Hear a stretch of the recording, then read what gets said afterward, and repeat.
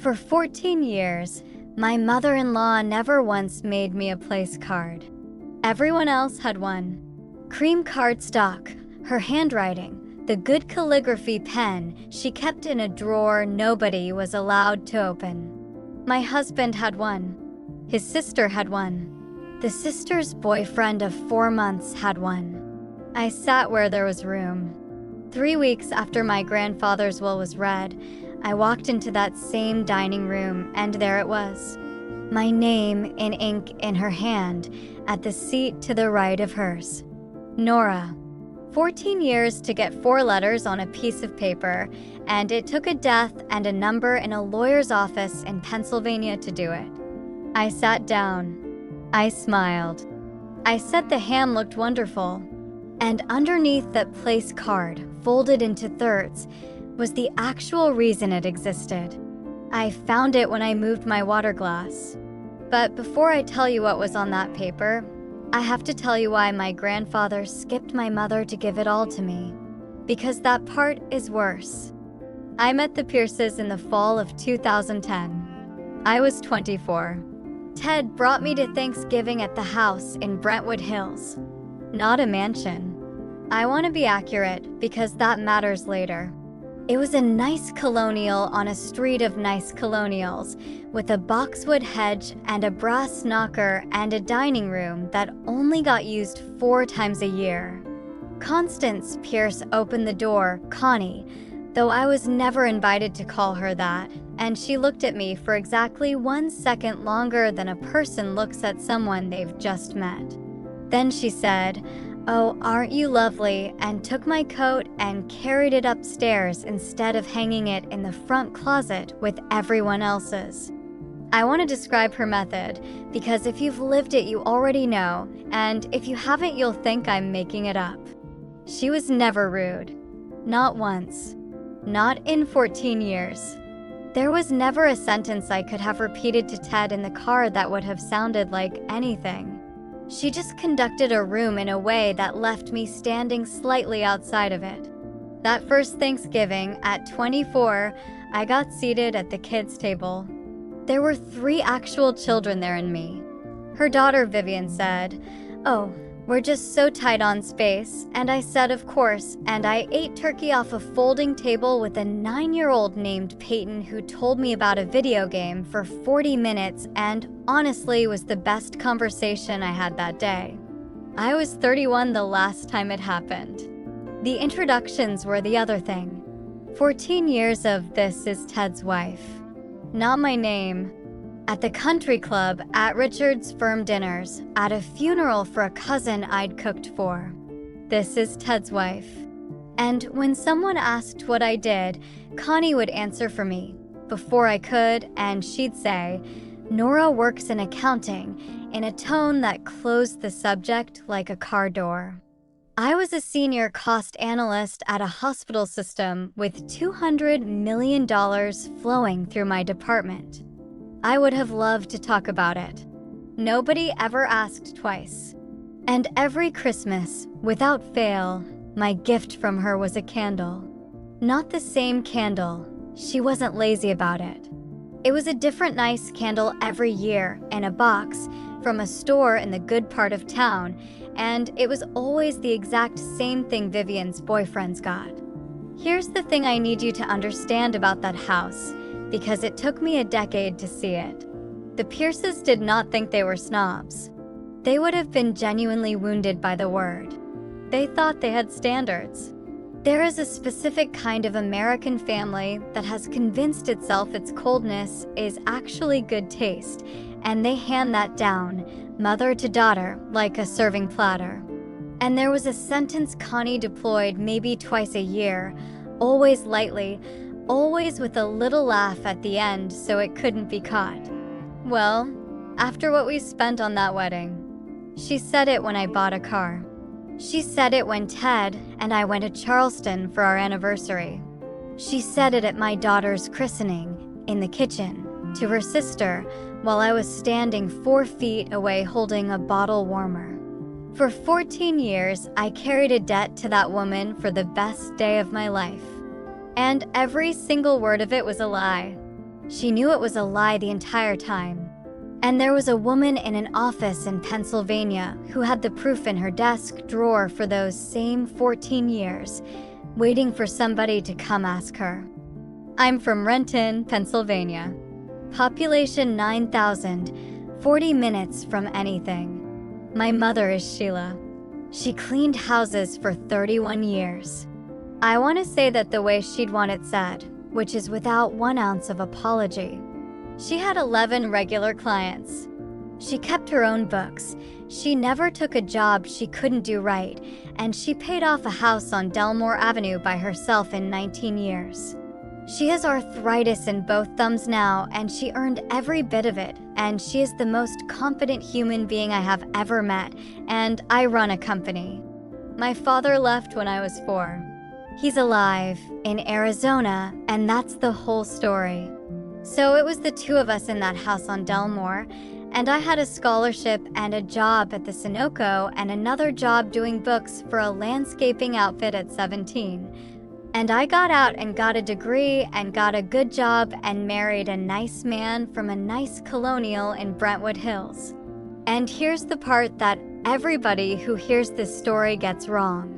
I was not poor and awestruck. I was not Cinderella.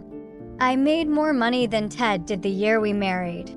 What I didn't have was a grandmother's silver and a country club and the ability to say, "Our people summered there," without laughing. That's what the Pierces had. And I have since learned exactly how much of it was real. Now, my grandfather, Emmett Halloran, my mother's father. I saw that man maybe 9 times in my life. I could count them. A funeral in 1997. 2 Christmases when I was small. A graduation he came to and left before the reception. He was a big, silent, hard-faced man who smelled like machine oil and mint gum, and he sent a card with $50 in it every birthday until I was 18, and then he stopped. He owned Halloran Tool and Die on Foundry Road in Renton. 91 employees. My mother would drive past that building on the way to her cleaning jobs 4 days a week for 31 years, and she never once turned her head to look at it. I asked her about him twice. The first time I was 9. She said, "He and I don't talk." The second time I was 22, and I pushed, and she put down what she was holding and said, "Nora, he made a choice about me a long time ago, and I made one back. That's all there is." And she never gave me another inch of it, not in 20 more years. Not at my wedding, which he did not attend. Not when Ivy was born. Not once. I told Ted's family that my grandfather had a shop. That's the word I used. Shop. Because in Brentwood Hills, my grandfather owns a machine shop in Renton, and my mother cleans houses landed in the same place, and by then I had learned to hand them as little as possible. Connie once asked me, at a garden party, what my grandfather's shop made. I said tooling, dyes, some medical components. She said, "How wonderful." Richard's grandfather had a shop as well. Pause. Small smile. Before the firm. Before the firm. 2 words, and 30 years of my family's work got filed under the past. He died on a Tuesday in March. 84 years old, in a hospital in Renton, and I found out by voicemail from a lawyer I'd never heard of. I called my mother, and she picked up on the second ring, and she said, before I could speak, I know. Arnie called me, and then my mother, who is not a crier, said nothing at all for about 20 seconds. Then she said, "You'll want to go to the funeral." I'm not going. Before I take you to Renton, I have to be fair about my marriage, because this isn't a story about a bad husband. I wish it were. Those are easier. Ted Pierce is kind. He is. He gets up with a sick kid without being asked. He has never once in 16 years made me feel small about money or my mother or where I'm from. When Ivy was born, he cried harder than I did, and he still gets a look on his face when she comes down the stairs. Ted's problem is that he cannot be in a room with his mother and be a full-sized man at the same time. Something in him folds down. It's automatic. It's been happening since he was 6. I'd get in the car after those dinners and I'd say, "Did you hear what she said about my job?" And he'd say, "That's just how she talks." That's the whole marriage argument for 14 years in 5 words. That's just how she talks. And I want to say something to whoever's listening who is married into a family like this, because I have talked to a lot of women since all this happened, and it is always the same shape. He is not choosing them over you. That would be simpler. He is a grown man standing in a house where a set of rules was installed in him before he could read, and asking him to break them costs him something you can't see from the outside. That doesn't make it okay. It cost me 14 years. But if you're waiting for the moment he wakes up and defends you in front of everybody, I need you to know that in most of these stories it does not come. In mine it did. Once. And it came so late that it almost didn't count. Almost. We had an ordinary life, and I want that in here because these stories always skip it. A house in a school district we stretched for. A minivan with 140,000 miles on it. 2 full-time jobs and a shared calendar that ran our marriage more than either of us did. Ted's firm did a round of cuts in 2018, and we lived on my income for 5 months and never told his parents, because in that family, you did not have a bad year out loud. We handled it. We were fine. And every 3rd Sunday, we drove out to Brentwood Hills, and I put on the version of myself that could get through a meal. We had Ivy in 2016, and Connie became, overnight, an entirely different creature. Warm, present, doting. She kept a drawer of toys. She came to every recital. She sewed a Halloween costume by hand. To Ivy, not to me. The temperature in that house stayed exactly where it had always been for me, and now I got to watch my daughter be folded into a family with a warmth that had never once been extended to her mother, and I got to decide, over and over at every holiday, whether to say something and cost my 8-year-old her grandmother. I never said anything. I want to be honest about that. I made that trade 100 times. The last normal Christmas was 2023. Ivy was 7. She came into the kitchen with the box that had my name on it, all excited, and she said, "Mom, is it the candle again?" 7 years old. She had a data set. Vivian laughed. Actually laughed right there and said, out of the mouths of babes, and Connie smiled and said, "Well, I know you love them." I said I did. I said thank you. And I put a candle on a shelf in the garage with the other 13, because I had never once burned a single one, and I have never fully understood why I kept them. Then in March my grandfather died, and I drove 3 hours west by myself into a town I'd stopped visiting to bury a man I'd met 9 times. And the moment I turned onto Foundry Road, I knew that I had gotten something very badly wrong for my entire life. Because there were 200 cars. The funeral was at a hall on Foundry Road because the church wouldn't hold everybody. 300 people. Maybe more. Men in their 60s and 70s in clean jackets, standing in a parking lot in March in western Pennsylvania, and a lot of them were crying, and I stood at the back not understanding one thing about what I was looking at. A man came up to me, 71, built like a fire hydrant, hands like a catcher's mitt. Arnie Zabka, 44 years at Halloran Tool and Die. He said, "You're Sheila's girl." Not, "You're Emmett's granddaughter." Sheila's girl. In that town, my mother was the reference point. Arnie talked to me for an hour and a half. And in that hour and a half, I learned more about Emmett Halloran than I had in 38 years of being related to him. In 1991, the plant lost its biggest contract and Emmett mortgaged his own house to make payroll for 11 weeks rather than lay off a single man.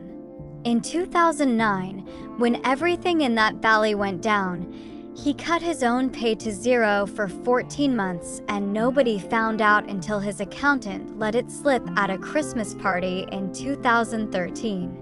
He paid for 2 employees' kids to go to trade school out of his own pocket. He went to every funeral, every single one, 40 years, and he stood in the back. He also, Arnie told me, fired a man on the spot in 1998 for calling a woman on the floor a name, and then hired him back 6 months later after the guy went to counseling, and never spoke about it again. I said, "That doesn't sound like the man I knew." Arnie looked at me for a second and said, "You didn't know him, Han. That wasn't your doing." 2 people from Brentwood Hills came to that funeral. Neither of them was named Pierce. Connie had a conflict. I want to be precise about what the conflict was because Ted told me in the car, and I have never let it go. There was a luncheon. Ted came. He drove out separately. He stayed 4 hours. He held my hand at the grave, and I was grateful, and I remember thinking that this was the shape of it forever. Him showing up alone, apologizing for the rest of them with his body. The will was read the following Thursday in an office above a bank on Main Street. Ellis Ward, attorney, 70-something, bow tie, the whole thing. There were 4 of us in the room. Me, my Uncle Dale, who I hadn't seen since 2004, Dot Fenner, who had run Emmett's office since 1979 and was now 81 and still coming in 3 days a week, and a man from the bank. My mother was not there. She was invited. She did not come. Ellis Ward read a paragraph about a truck going to Arnie Zabka, a paragraph about money to Dot, a paragraph setting up something for the employees I didn't understand yet. Then he read the one about Halloran Tool and Die, Incorporated. 100% of the shares. 91 employees. 2 buildings and 11 acres on Foundry Road. $41 million in revenue the previous year. To Nora Halloran Pierce. Outright. No trust, no conditions, no waiting period. My Uncle Dale stood up and walked out and did not close the door. And Dot Fenner, 81 years old, in a cardigan, looked across that table at me with an expression I could not read at all, and said the first thing anybody said in that room after Ellis Ward stopped talking. She said, "Does your mother know yet?" I told Ted that night in our kitchen, and he sat down on a bar stool and said, "Wait, wait," about 6 times. I told the Pierces the following Sunday, and I have never in my life watched a room change the way that room changed. Connie had been talking about a fundraiser when Ted said it. She stopped mid-sentence. She turned, and I watched 40 years of training reorganize a human face in real time. "Nora," she said. And then she said my name again, which she had never done twice in one breath in 14 years. "Nora, what kind of company?" Vivian went for her phone. She actually looked it up at the table. And then she read the revenue figure out loud, and Richard set down his fork. Within 11 days. Connie called me. Not Ted. Me. Twice, and both times to just check in on how you're holding up, and I want to note that she had not once called me directly in 14 years, not when I had pneumonia in 2019, not when my mother had surgery. Vivian took me to lunch at a place with cloth napkins and asked me 40 minutes of questions about my life, some of which I had been waiting 14 years for somebody in that family to ask. And I sat there and answered them and felt something that I have to name honestly. I felt good. That's the humiliating part. Not the flattery, the fact that it worked. Some 9-year-old inside me who had eaten turkey at a folding table lit up like a pinball machine because Vivian Pierce Cadogan wanted to know about my career. You can know exactly what a thing is and still feel it land. Anyone who tells you otherwise has never been the one outside the room. Ted noticed the change too, and his reading of it told me everything about him. He said, in bed one night, see? They just needed time. 14 years and a $41 million number, and my husband's sincere interpretation was that his mother had needed time. I didn't argue. I lay there in the dark and thought about the fact that he had watched the exact same 14 years I had and come out of them still able to believe that. Then came Easter and the place card. Nora in calligraphy at the seat to the right of hers. Ted got moved down 2 chairs to make it work.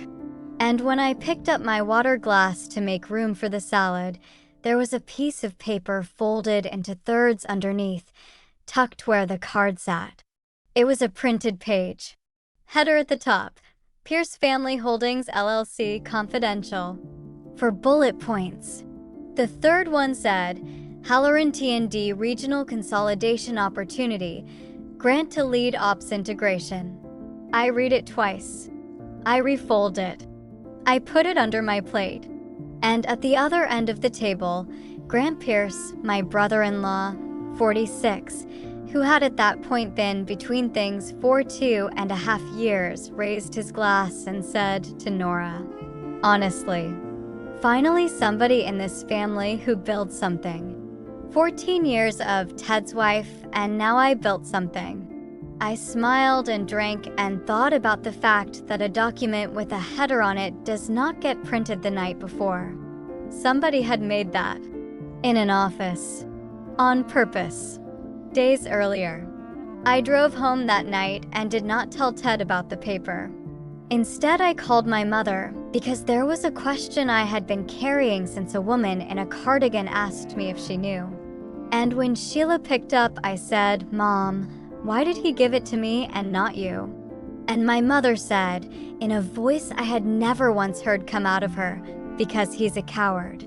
And now he's a dead coward, and he found a way to say it where I couldn't answer him back. I drove to Renton the next Saturday. For hours round trip, and I did not tell anyone I was going. My mother made coffee, and we sat at the kitchen table on Delmore Avenue, where I did my homework for 11 years, and she told me the thing she had refused to tell me for 22 years.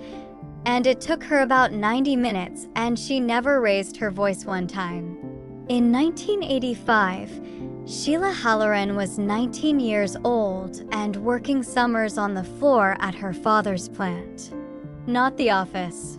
The floor. Running a surface grinder. By 1987, she was full-time.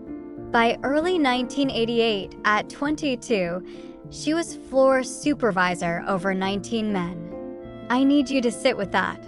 1988, 22 years old. Western Pennsylvania. A woman running a shop floor in a valley where the mills were dying and every man on that floor had a wife at home who did not work. And she was good. Arnie confirmed every word of this to me later, unprompted, and Arnie was one of the 19. She cut scrap rates by 1/3 in her first year. She rewrote the whole job flow system on graph paper because nobody had ever thought to. Emmett used to walk her sheets around to customers.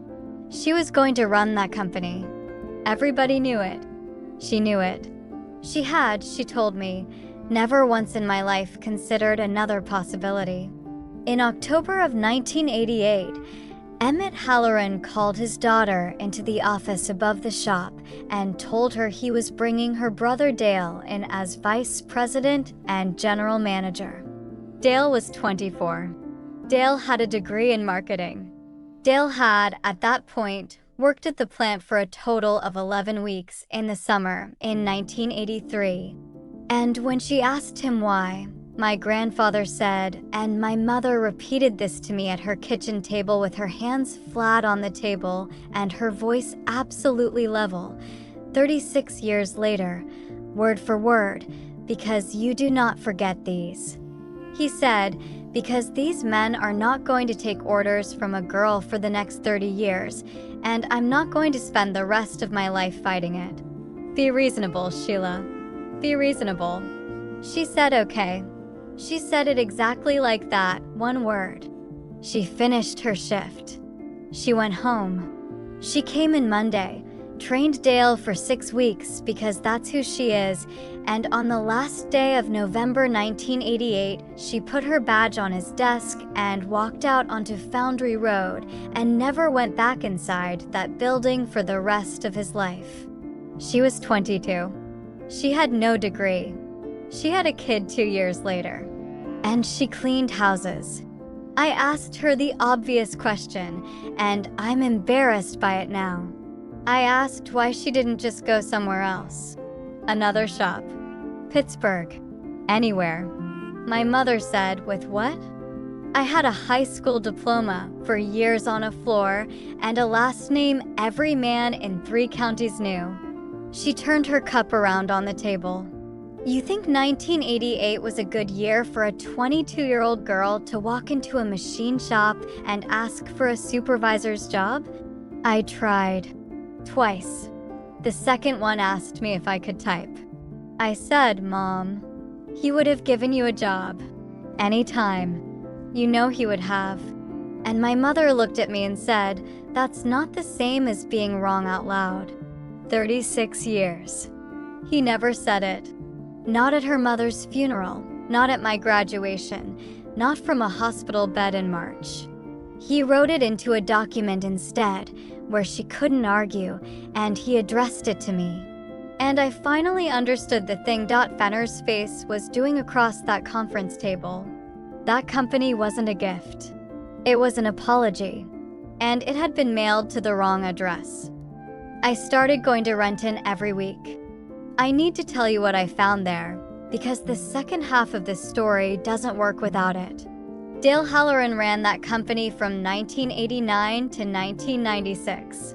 In 7 years, he took a shop with $600,000 in the bank and put it $400,000 in the hole. He chased a defense contract they weren't tooled for. He bought a machine nobody needed and financed it at 11%. He wasn't evil. He was a 24-year-old marketing graduate handed a floor full of men because he was a son. He quit in 1996 and moved to Charlotte and sells commercial real estate now. And Emmett Halloran, 62 years old, went back down onto that floor himself and ran the company for the next 22 years, personally, and rebuilt it, and never hired another general manager as long as he lived. Arnie put it to me plainly, standing by the loading dock. He said he spent 30 years doing a job his daughter could have done better because he couldn't stand to be wrong in front of 19 guys in 1988. I went through the payroll records because I couldn't stop myself. In 1993, Dale Halloran drew a salary equal to 11% of that company's entire operating margin. In 1995, they missed most of the profit sharing that every man on that floor had been counting on since October, and Arnie told me they were given the words market conditions. And in a filing cabinet in the back office, there is a folder of my mother's job flow sheets from 1988. Graph paper, mechanical pencil. A 22-year-old's handwriting, small and square, and completely without doubt. They were still running a modified version of that system in 2019. Nobody in that building knew whose it was. Arnie was the only one, and he'd never mentioned it to a soul, because who exactly would he have mentioned it to? Fenner gave me the rest. 81 years old, third desk on the left, 45 years in that office. She had a way of answering a question 2 days after you asked it, which I came to understand was not memory. It was decision. She put a file box on the conference table on my 4th visit. Emmett's personal files. And in it, clipped to the corporate records from 1988, there was a single sheet of yellow legal paper in his handwriting, undated, but the ink and the paper matched a batch from the mid-2010s. 11 words. Tell her I said the wrong thing at the wrong time. Not, I'm sorry. Not, I was wrong. The wrong thing at the wrong time. A man from that generation getting as close to the truth as his construction would allow. And even then he wrote it instead of saying it. And even then he wrote tell her instead of writing to her. I asked Dot if she'd ever seen him try. And Dot Fenner said he picked up that phone maybe 40 times over the years. I watched him do it. He'd get her number in and he'd put it down. She squared the papers in front of her. Men like that don't have the words, Nora. They have jobs. So they do a job instead and hope you can read it. I said, that's not good enough, Dot. And she said, no, it isn't. She didn't soften it and she didn't take it back. That's the thing about women of that generation who ran offices. They will tell you exactly what a man was and defend him in the same breath and never once feel the contradiction, because they spent 40 years standing in the doorway between men like that and the consequences. Then she took her glasses off, which she had not done in 4 visits, and she said, since you're in these boxes anyway, there's something else of yours in here.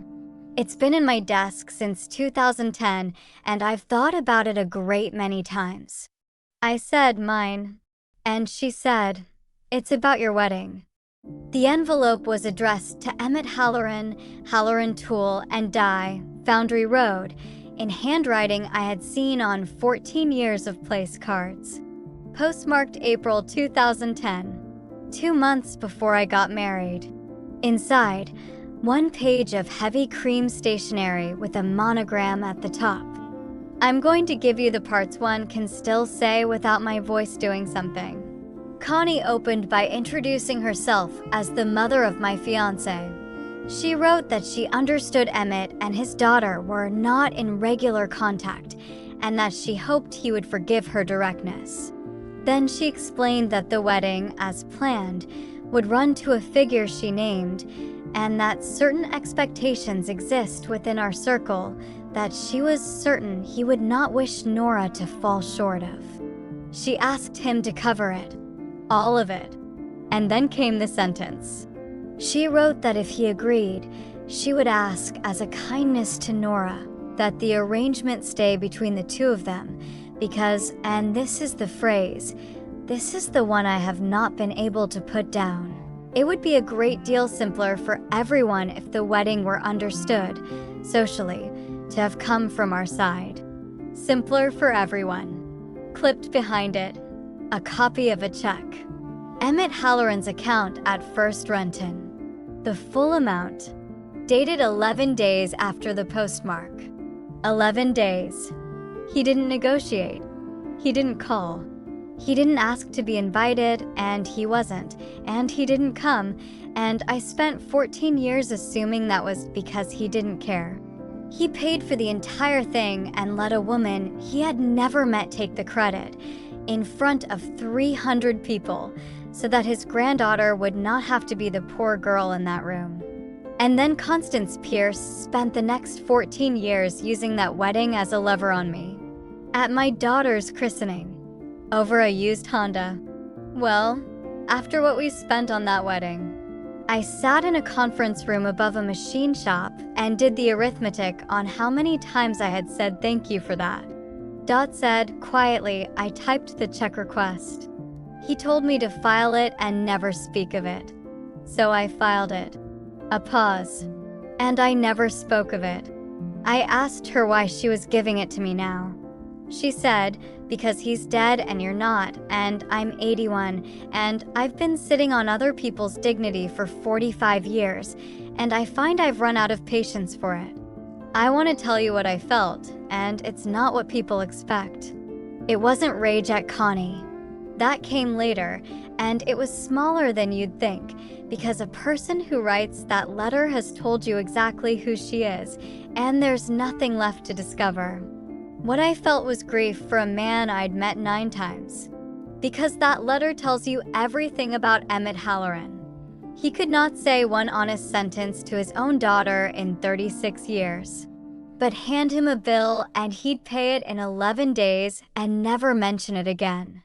Money was the only language that man ever became fluent in, and he'd been talking to us in it our whole lives, and none of us knew how to read. I drove home with a copy of that letter on the passenger seat.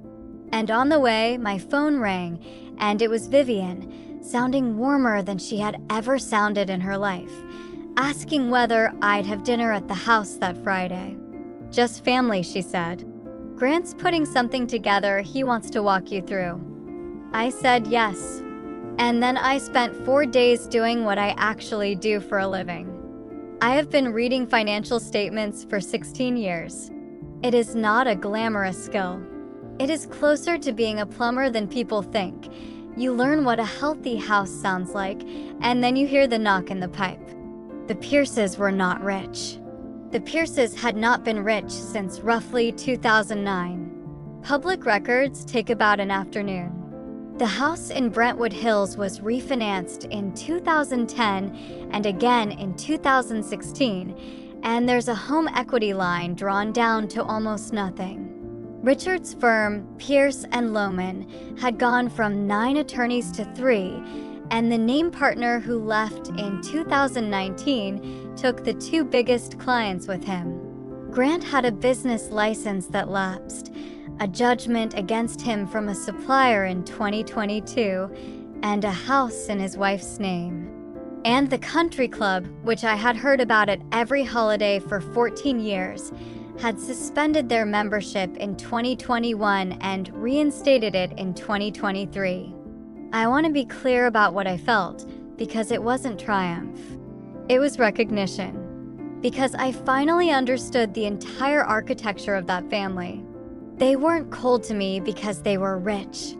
They were cold to me because they were pretending, and I was the one thing at that table that couldn't be explained. A daughter-in-law whose mother cleaned houses was a hole in the story, and every family that is running on a story has to manage the holes. That's what 14 years of place cards were. Not cruelty, maintenance. And I want to be careful, because it would be easy to make them monsters and they aren't. Richard Pierce inherited a law firm from his father in a city where that used to mean something, and then watched it stop meaning it, and he has spent 15 years managing the distance between what he was raised to expect and what actually showed up. There are millions of families doing that right now. It's the most sympathetic thing about them. It's also exactly why they needed somebody at that table to be beneath them. When you can't move up, the only way to stay where you were is to make certain there's somebody below you. I was the somebody. That was my function at every holiday for 14 years, and it took me until 40 to understand that I had a function at all. Friday came. Rack of lamb. The good dining room. And after dessert, Grant went out to his car and came back with a folder for each seat. Pierce Family Holdings LLC Strategic Plan. 22 pages. Bound. There was a cover design. The proposal was this. I would contribute Halloran Tool and die into a new holding entity. The Pierce family would contribute brand equity, professional services, and network access. Richard would serve as general counsel at a retainer. Vivian, director of communications. Grant, chief operating officer with a salary I read 3 times. And on page 9, under sources and uses, there was a distribution to members in year 1, and the number next to Grant's name was $412,000. 91 people on Foundry Road, and a man who had been between things for 2.5 years wanted $412,000 of what they made. Connie put her hand on my arm. Actual physical contact, the first in 14 years. And she said, "We've all been so impressed with you, Nora. Truly. And it just seems right that the family should be part of this together." The family. And I looked down the table at my husband, who had a folder open in front of him and was reading page 9 with his ears going red, and I waited to see what he was going to do. He'd had 14 years of practice at what came next. Ted closed the folder. He didn't slam it. He just closed it, and he put both hands flat on top of it, and he said, "Mom, where's the money for this coming from?" Richard started to answer, and Ted said, "I'm asking Mom." The room got very quiet. And my husband, 41 years old, said, "Because there isn't any." "Is there?" "There hasn't been since I was in law school, and you and Dad had that conversation in the kitchen you thought I couldn't hear." Vivian said his name like a warning. He kept going. He said, "You told me in 2010 that you paid for our wedding. You told Nora that. You've told her that at least 20 times, in front of people, for 14 years. Connie said, "Theodore." And Ted said, "Say it out loud. Say who paid for it." I want to tell you that she confessed. She didn't. She never has. What she did was lift her chin and say, "I don't think this is the appropriate." And Ted said her grandfather paid for it. All of it. And you asked him to keep it quiet so people would think it came from us. Vivian looked at her mother. And I watched Vivian Pierce Cadogan, 44 years old, find out at her own dinner table that the story she had been enforcing her entire adult life had a hole in it that she'd never checked. Grant said, "Okay, but that's separate from," and gestured at the folders, and nobody in that room, including him, believed the word separate. I want to say something before I tell you how it ended. If you're the one who has spent years being managed to seated where there was room, introduced as somebody's wife, handed a candle, I know the thing nobody warns you about. It's that when they finally turn warm, you'll feel it. You'll feel good. And then you'll hate yourself for feeling good, and that shame will be heavier than the 14 years of cold ever was. Don't carry that one. Wanting to be let in is not a character flaw. It's the most ordinary thing a person can want. If you've made it this far with me, I want to invite you to subscribe to our channel and join us every day. Because here's what I actually said at that table, and it was one sentence, and I had been writing it in my head for 4 days. I said, "The answer is no, and I want to be clear that it's not a negotiation, and I'd like to eat dessert." Connie said the thing she was always going to say. She said, "After everything this family has done for you." And I said, "Constance, I have the letter." For words. She knew exactly which letter. Her face did something I had waited 14 years to see, and it gave me nothing at all, and that surprised me more than anything else that night. We left before 9. Ted didn't speak until we hit the highway. Then he said, "I should have done that in 2011. And I said, "Yes." That's the whole exchange. I didn't absolve him in that car, and I'm not going to sit here and tell you I have entirely, because a man taking 14 years to say one true sentence in his mother's dining room is a real thing that cost real years of my life. And I was 38 when it happened, and I'm not getting those back. But he said it. Out loud. In the room. With everyone there. Some people never get that at all. Here's where it stands. I run Heller & Tool and I kept my job at the hospital for 11 months and then let it go, and I still miss it some Tuesdays. There was an offer 8 months in. A group out of Chicago, a real number, and their plan was to consolidate the Renton work into a facility in Mexico over 18 months. I thought about it for 2 full weeks. Anybody who says that answer is easy has never had 91 people's mortgages sitting on their desk. I said no. Then I finished the trust my grandfather had started drafting and never completed, and 30% of that company now belongs to the people who work in it. The Pierces and I are cordial. Connie sends Ivy a birthday card. Nobody has apologized and nobody is going to, and I'd tell you that's peace, but it's really just accuracy. My mother. I drove out to Delmore Avenue in the fall and I offered her the chairmanship. Real title, real seat, her name on the corporate filing. She laughed at me, not unkindly. She said, "Nora, I'm 59 years old with 2 bad thumbs. I'm not going to walk in there and be a statement." Then she was quiet for a while and she said, "There is one thing. The sign on Foundry Road went up in April. Same font, same blue. Emmett's father put the original up in 1958. It says Halloran and daughter now." She came for the installation.